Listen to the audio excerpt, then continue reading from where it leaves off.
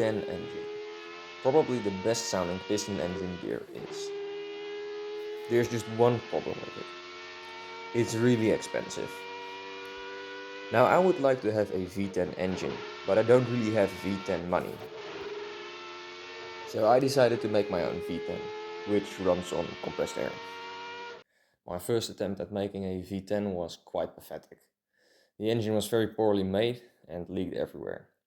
It required a lot of pressure to run, and I only have a clip of it running on 5 cylinders.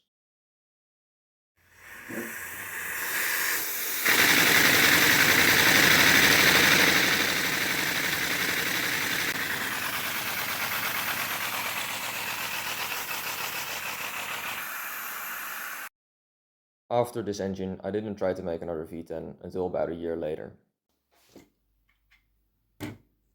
With a new and better printer, I made my first decently performing V10 engine.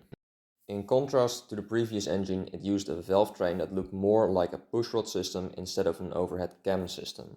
Because of the new printer and better design, it was able to run on low pressures, but it still lacked a bit of performance.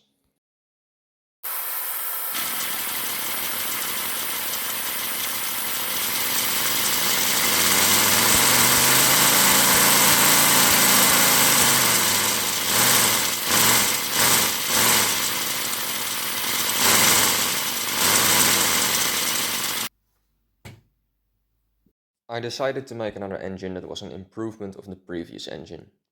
It featured a bigger stroke and a stronger crankshaft, as the previous engine loved to destroy itself when it made a bit of revs. After it was done, it could rev to about 3000 rpm. It took a bit more force to stop the engine by hand compared to my previous engines, which were easily stopped with very little force.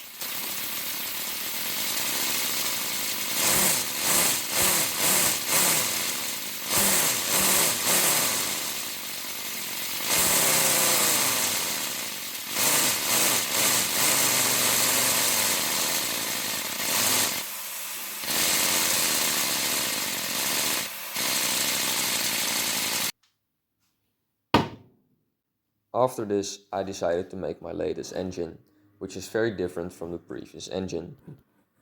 To start, it has a 72-degree angle instead of a 90-degree angle between the cylinders. This is to make it more compact and in the hopes to make it sound more like a normal V10. One of the reasons to use a 72-degree angle is to make it more balanced, but to be honest, this engine is never really going to be balanced anyways. The engine also has a bigger bore and thus a bigger displacement. The valve train has also been overhauled to make the valves open longer.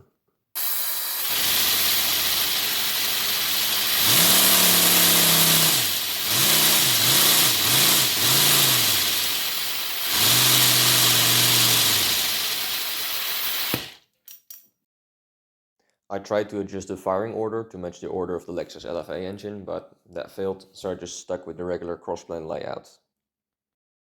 I wanted to improve the engine, but I crashed my car and I had to fix it because 2 weeks later I had to go to the Nürburgring in Germany with my friends. And I was not gonna miss out on that. So I postponed working on the engine to fix the car. I did fix it in time, so I will make a video on that later. After I returned from the vacation, I decided to give the V10 a new exhaust in the hopes of making it sound better. I also bought some WD-40 with some silicone in it to make the engine perform better.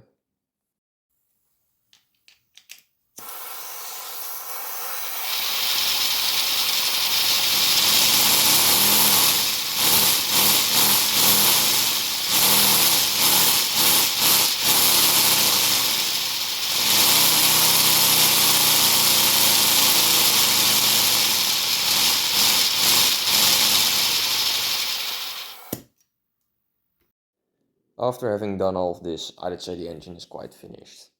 I think I won't be making any new engines for a while since I'm going on vacation. Also, next semester I will begin my study in mechanical engineering. If I have some spare time, maybe I will start a new project, but so far I don't really have any plans. Thanks for watching and I hope to see you next time.